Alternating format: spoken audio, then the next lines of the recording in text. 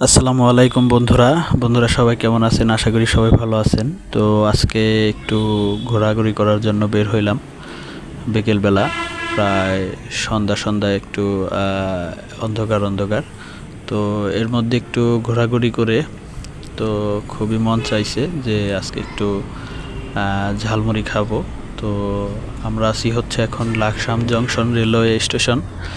তো এখানে আসলে আমরা খুবই কাছাকাছি রেল স্টেশনের। তো পাশে একটা লেক আছে, জংশন লেক। তো সেই লেকের পাশে বিখ্যাত, শুনেছি যে খুবই ভালো মানের ঝালমুড়ি ওখানে বানিয়ে থাকেন। তো সেখানে যাব আমরা আজকে ঝালমুড়ি খাওয়ার জন্য। তো বন্ধুরা, আপনারা দেখতে পাচ্ছেন এটা হচ্ছে জংশন আর লাকসাম রেলওয়ে স্টেশন। তো সেই কাঙ্ক্ষিত ঝালমুড়ি খাওয়ার জন্য আমরা রওনা হচ্ছি। চা চা বিলাস নামে একটি স্টল দেখা যাচ্ছে। তো এখানে অনেকগুলো ফুডকার্ট। এই যে সেই ঝালমুড়িওয়ালা, যিনি বিখ্যাত ঝালমুড়ি বিক্রেতা, এই সেই দোকান। সেখানে আমরা চলে আসলাম। তো এখানে দেখতে পাচ্ছি যে সে বিভিন্ন ধরনের আইটেম দিয়ে তার ঝালমুড়ি সুস্বাদু করে তোলে। তো আমরা এখান থেকে অর্ডার করলাম দুইটা, আমাদের দুইজনের জন্য। তো আমরা প্রায় সিরিয়াল দিয়ে আসলে এখান থেকে খেতে হয়।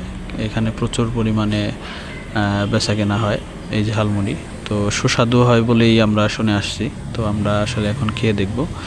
তো সেই কাকা আসলে ঝালমুড়ি বিক্রেতা, তিনি আমাদের খুবই সুন্দর করে হাতে মাখানো ঝালমুড়ি। তো খুবই ভালো লাগলো এটা, যে তার হাতে একটি হ্যান্ড গ্লোভস রয়েছে। তো এই জন্য মনে হলো না ভালোই। এখানে আবার অনেক কিছু লেখা, বোতল পলিথিন ফেলা যাবে না। ঝালমুড়ির অনেক দাম, 20 টাকা 30 টাকা, অনেক রকমের দাম দেওয়া আছে। আপনি যেটা খুশি সেটা আপনি চয়েস করে আপনি খেতে পারেন। তো আমাদের জন্য এখানে বানানো হয়েছে, সাথে আরও অনেকেই খাবে, একসাথে বানানো হয়েছে। এই যে আমার স্যারকে দিলাম, তো আমিও খাবো। আমাদের দুইজনের জন্যই অর্ডার দিয়েছি।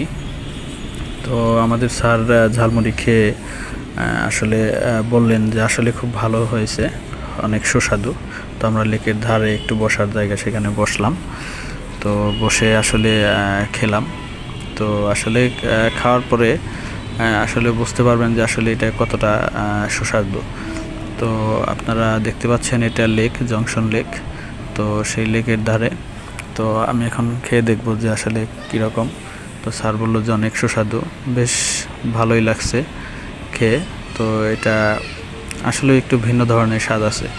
তো যাই হোক, আপনারা যদি জংশন লেকে লাকসাম এখানে আসেন, এটা কুমিল্লা লাকসাম উপজেলায় জংশন রেলওয়ে স্টেশনে। তো এখানে এসে আবার আরেকটা বিষয়, সেটা হচ্ছে এই ছেলেটা, আমরা যখন খাচ্ছি তখন এই ছেলেটাও বলছে যে আমিও খাবো। তো আসলে এরকম রাস্তাঘাটে অনেক পথশিশু আমরা দেখি। তো আসলে জানি না এদের বাবা মা বেঁচে আছেন কিনা, বা এদের মানে কিভাবে এরা বেড়ে ওঠে সমাজে, এই সম্পর্কে আমরা আসলে ওইরকম সচেতন না। আমাদের বাংলাদেশ একটি দারিদ্র একটি দেশ। তো যাই হোক, খুবই মায়া লাগলো। তো এরকম অনেক পথশিশু আছে, তাদের জন্য অনেক মায়া লাগে। তো কেবল ও আমারটা খেতে চাইছে, কিন্তু আমি বলছি যে না, তুমি তাহলে ওখান থেকে নাও, আমি টাকা দিয়ে দিব, সমস্যা নেই। তো পরে আমি বলে দিলাম যে ওকে দিয়ে দিন, ওকেও একটা দেন, ও খাবে। তো যাই হোক, ওর হাতে জিজ্ঞেস করলাম কি, ওর হাতে মনে হয় আরেকটা খাবার হয়তো কেউ ওকে দিয়েছে, যেটা খায় নাই। ও বললো যে ওর বোন না ভাইয়ের জন্য নাকি নিয়ে নেবে ওইটা। তো যাই হোক, বললাম যে তবু ওকে আরেকটা দেন, ও খাওয়ার জন্য আসলে ওরও তো মন চায়, মানুষের সবারই তো মনে একটা থাকে, সামান্য একটু ঝালমুড়ি খাবে, এটাই তো। তো আসলে এর মধ্যেই অনেক শান্তি একটা মানুষকে মনের মধ্যে। আমরা যখন ছোট ছিলাম তখন আমাদেরও তো খাইতে মন চাইছিল, তাই না? আমরা হয়তো সামর্থ্য অনুযায়ী ওরকমভাবে খাইতে পারি। তো আরেকজন চলে আসলো এর মধ্যে। তো এটা নাকি, ওকে জিজ্ঞেস করলাম যে তুমি চেনো কিনা, বললো যে ও আমার বন্ধু। তো পরে আমি বললাম তাহলে বন্ধু যেহেতু, তাহলে দুইজন ভাগ করে সুন্দর করে ভাগাভাগি করে খাবা। তোরা বললো আচ্ছা ঠিক আছে, আমরা দুইজন ভাগ করে খাবো। তো এই বিষয়টা খুবই ভালো লাগলো যে ওর বন্ধু আছে, তো ওরা সব শেষ আর কি 2 বন্ধু মিলে ভাগাভাগি করে খাবে আমাকে বলল।